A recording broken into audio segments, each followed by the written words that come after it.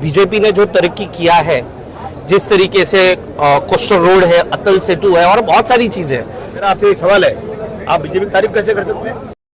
आज आपके लिए हम जो रिपोर्ट लेकर आए हैं ना, ये अभी नेशनल चैनल पे नहीं आया है, आएगा। एक आम नागरिक और एक नेता कैसे देश में नफरत फैलाता है, इसको सुनिए। पहले एक वीडियो क्लिप को सुनिए, इसके बाद विश्लेषण सुनिए। इसकी रिस्पेक्ट करूं तो आपकी, लेकिन दो बातें बोलो, तीन बोलो। सिर्फ इतना है कि मैं बीजेपी को बहुत डिटेल में स्टडी कर रहा हूँ पिछले कुछ सालों से, और मैंने ये देखा कि हमेशा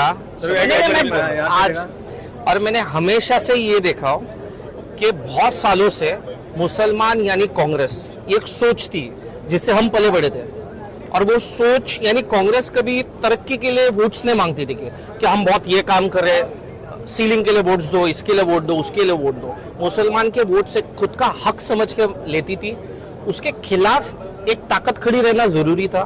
तो मेरे हिसाब से वो बीजेपी एक ताकत खड़ी रही, और आज जो सवाल उठते हैं कि बीजेपी इसको तकलीफ देती है, मस्जिद ये वो एक सिर्फ एक आवाज है कांग्रेस के उन आवाजों को बंद करने के लिए। मेरे हिसाब से आज सारी मस्जिदें खुली है।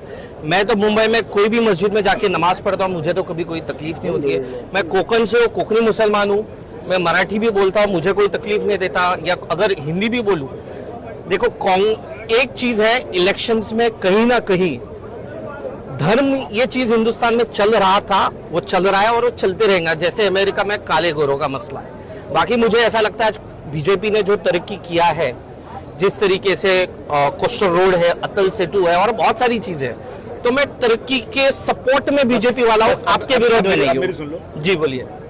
बीजेपी पूरे मुंबई की सड़क को संगमरमर का बना देना तो भी उसके साथ नहीं जाएंगे। क्यों नहीं जाएंगे? सुनो, हमें तरक्की गई भाड़ में। मुझे मेरे इस्लाम की, मेरी शरीयत की यहाँ पर कोई भी हुर्मती नहीं कर सकता। मेरे अल्लाह के बारे में गलत बातें करेंगे और हम बीजेपी के साथ रहेंगे। मस्जिद भर जाती है तो हम लोग बाहर नमाज पढ़ते हैं, रोक दिया गया उसको, उस पर केसेस हो रहे हैं। और जो इनका जब जो पानी लेके चलते हैं, क्या बोलते हैं उनको, पूरी सड़क बंद कर दी जाती है। जी जी। किसकी सरकार? बीजेपी की है। क्यों जा रहे हो? मुसलमानों की मस्जिद नमाज क्यों रोकी जा रही है? मेरा आपसे एक सवाल है, आप बीजेपी की तारीफ कैसे कर सकते हैं? कांग्रेस बहुत अच्छा नहीं कह रहा हूँ, लेकिन कांग्रेस ने कभी मुसलमानों को निकालने की बात नहीं किया था, बराबर है ना? कांग्रेस कभी शरीयत के खिलाफ बात नहीं करती है, कांग्रेस को हम तारीफ कभी नहीं करते हैं।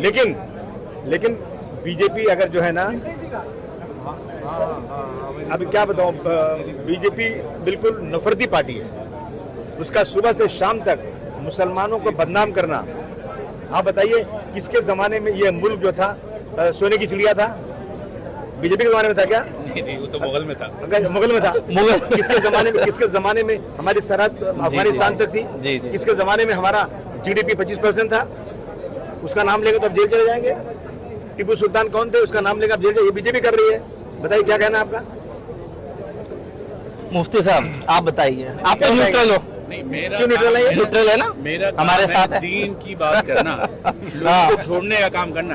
तो यहाँ पर दुआ करने आए कि सारे लोग इकट्ठे हो जाए, सब लोग जुड़ के काम करें, लेकिन सबके अपने अपने पॉइंट हैं और ये कानून देता है। बिल्कुल, संविधान ने आजादी दी है उन्हें भी और हमें भी अपनी आजादी। मैंने गलत नहीं कहा है। बिल्कुल सही कहा आपने। गलत कहा? एक आदमी कहते मैंने गलत कहा क्या? नहीं, आपका नजरिया बताया आपने। बिल्कुल, हर एक को अपना अख्तियार है, हर एक को अपना अख्तियार है। मेरा नजरिया नहीं है। नहीं, ये आपको अख्तियार है। देश के मुसलमानों का नजरिया है। नहीं, ये आपको अख्तियार संविधान ने दिया है और हमें भी दिया है। इनका नैरेटिव है, नैरेटिव नहीं। पॉलिटिक्स में नैरेटिव बोलते हैं। वो अपना तराजू पेश कर रहे हैं, आपने अपना तराजू पेश किया, लेकिन याद रखें दोनों एक साथ खड़े होकर के।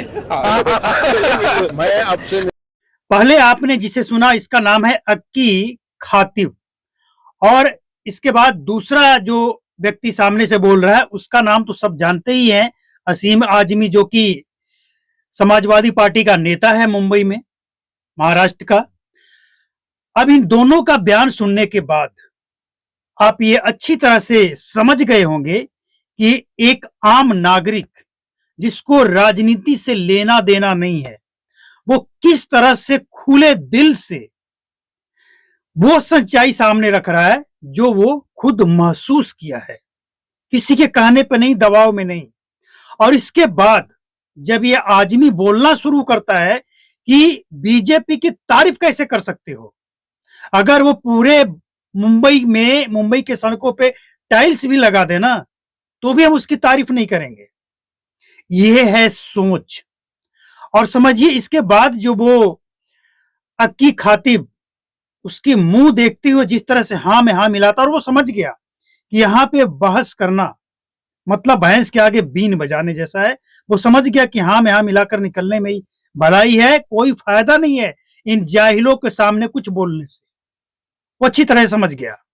अब समझिए और समझना होगा देश के मुसलमानों को कि बीजेपी, कांग्रेस और समाजवादी पार्टी, इनमें से आपके लिए कौन बेहतर काम कर रहा है? वो बंदा तो खुलकर बोल दिया कि कांग्रेस और सपा। अगर ये सपा का लीडर नहीं होता ना तो वो अक्की खातिब वहां पे यह भी बोल देता कि सिर्फ और सिर्फ ये कांग्रेस नहीं, समाजवादी पार्टी, राजद और जितने भी विरोधी है ना इस समय महागठबंधन में, ये सबका काम ही है बीजेपी से डराओ, वरना बीजेपी से डराओ मुसलमानों को कि बीजेपी आएगा तो ये कर देगा, वो कर देगा। मतलब खुलकर सच्चाई रख दिया। इसके बाद कुछ कहने की जरूरत नहीं है।